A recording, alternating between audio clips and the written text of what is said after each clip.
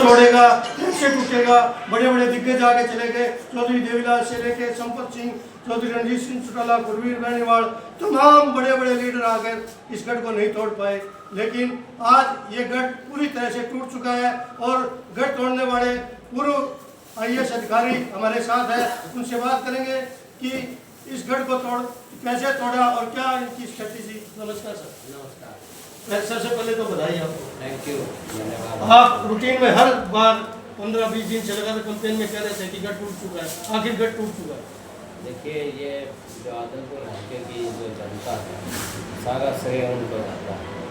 उन्होंने हमारा बहुत ही मान और सम्मान किया, पूरे उत्साह और जोश के साथ स्वागत किया। हमने अपनी बात चुनाव में रखी, कांग्रेस पार्टी की कुछ नीतियों की बात की और भारतीय जनता पार्टी की जो कार्य प्रणाली 10 साल में रही, वो बातें उनके सामने रखी। उन्होंने हमारी बातों को बड़े ध्यान से सुना और विश्वास करते हुए इस चुनाव में भारी जोश के साथ, उत्साह के साथ चुनाव को अपने हाथ में लिया और यहाँ की जनता ने इस चुनाव को लड़ा और मुझे उन्होंने विधानसभा में अपना विधायक बनकर के मिला है। और मैंने आज यहाँ आदमपुर जीतने के बाद, विधायक बनने के बाद पहली बार आया हूँ और आदमपुर हल्के की जनता का दिल से धन्यवाद किया। और पार्टी की ओर से, मेरी अपनी ओर से, हमारे नेता चौधरी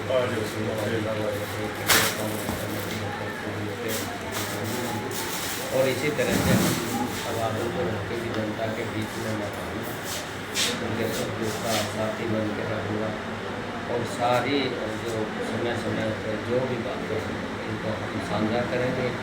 यहाँ लोगों की क्या ज़रूरतें हैं, किस तरह से उनको किसी भी चाहे विकास की बात हो, चाहे भाईचारे की बात हो, तो उनमें पूरी भागीदारी मेरी है। सर, बड़े बड़े दिग्गज आ गए, चौधरी देवीलाल, गुरवीर बेनीवाल, संपत सिंह, रणजीत चौटाला, क्या मन में थोड़ा सा ये कॉन्फिडेंस था कि हाँ मैं इस गढ़ को तोड़ दूँगा? निश्चित तौर से मुझे पूरा विश्वास था और मैंने अपनी बात रखी। और जो एक राजनीतिक नुमाइंदा जो होता है उसका क्या दायित्व होता है तो लोगों के प्रति, ये बात मैंने रखी। और निश्चित तौर से जो राजनीतिक नुमाइंदा होता है उसका बड़ा दायित्व होता है, उसका एक फर्ज होता है इलाके के प्रति, इलाके की जनता के प्रति।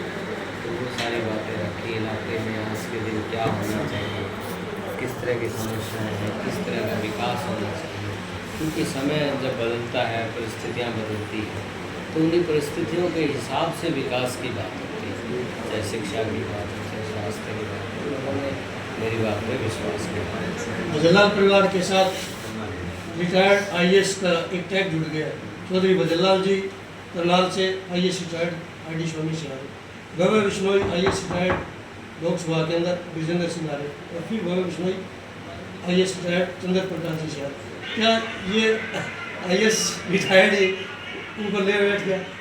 नहीं, देखो ऐसा तो नहीं है कि ठीक है, ये बातें हैं, इस तरह की बातें हुई हैं और अब भी ये परिस्थिति इस तरह की बातें हुई हैं।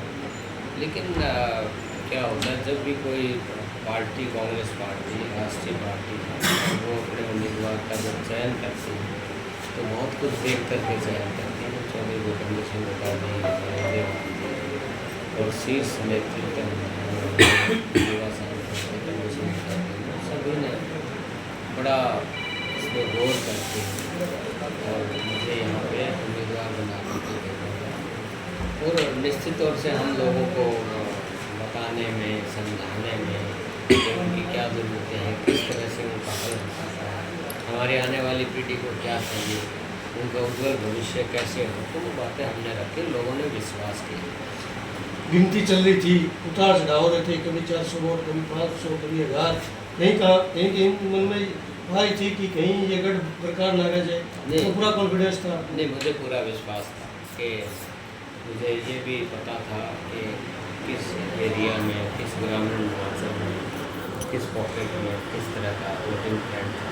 तो हमें ये पूरा विश्वास था कि हम जीतेंगे और हम जीते। आदमपुर की जनता ने आपको विधायक बना दिया, 56 साल का तोड़ दिया। अब आपकी क्या आगे रणनीति रहेगी? मेरी रणनीति यही रहेगी कि आने वाले समय में मैं एक तो लोगों के संपर्क में रहूँगा, उनके कि उनको मुझे संपर्क करने में और मुझे उनसे संपर्क करने में किसी तरह की कोई झिझक नहीं होनी चाहिए। तो वो मैं सुनिश्चित करूँगा, मैं उनके लिए हमेशा अवेलेबल रहूँगा। एक तो ये है। दूसरा ये है कि सुविधा की बात करेंगे, उनके कई बार हर इंसान को ज़रूरत होती है, कुछ ना कुछ परिस्थितियाँ बनती हैं, बिगड़ती हैं, तो उसमें ज़रूरत होती है, तो वो हमारी तरफ से पूरा सहयोग मिलेगा। बाकी बात जो विकास की है और दूसरी बात है, वो भी हम निश्चित तौर से विधानसभा में तो हम आदमपुर हल्के के ग्रामीण को लोगों की बातों को बुलंद करने में मैं मेरा पूरा प्रयास है। आदमपुर की जनता को हमेशा ये मला रहता था कि विधायक तो स्थानीय चुन लिया उन्होंने, लेकिन पब्लिक में नहीं आता था। उनसे मिलने के लिए कभी दिल्ली जाना पड़ता था या कभी इशार भी बड़ी मुश्किल से होता है। आप पे विश्वास जताया है कि जनता ने आपको चुना है कि लोकल है, रिटायर्ड अधिकारी हैं, हमारे बीच में रहेंगे, तो इस पर क्या करें? हम जनता का जो विश्वास है उसके खरा उतरने का मेरा पूरा प्रयास होगा और हम खरा उतर के दिखाएंगे। एक कमी रहेगी सर कि आदमपुर की जनता ने तो अपना नुमाइंदा चुन लिया, लेकिन कहीं ना कहीं सरकार बनाने में कांग्रेस चूक गई।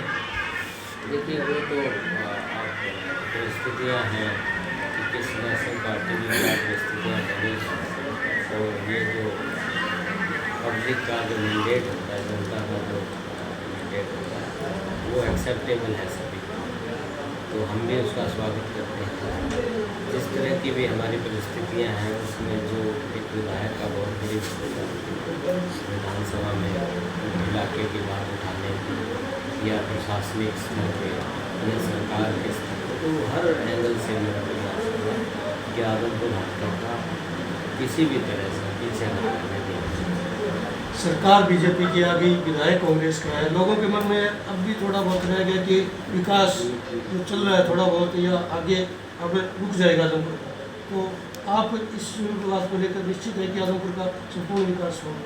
देखिए, जो पहले से कार्य चल रहे हैं तो रुकने का उसका कोई बनता नहीं है, कोई इशू ऐसा नहीं है कि कोई रुकेगा या ऐसी नई बातें हैं, वो हम अपना जो विभिन्न विभाग हैं उनसे संपर्क करेंगे अधिकारी और संपर्क करके उनके जो भी प्रस्ताव होंगे वो भिजवा करके, तो मैं उनको फॉलो उनको बढ़ाने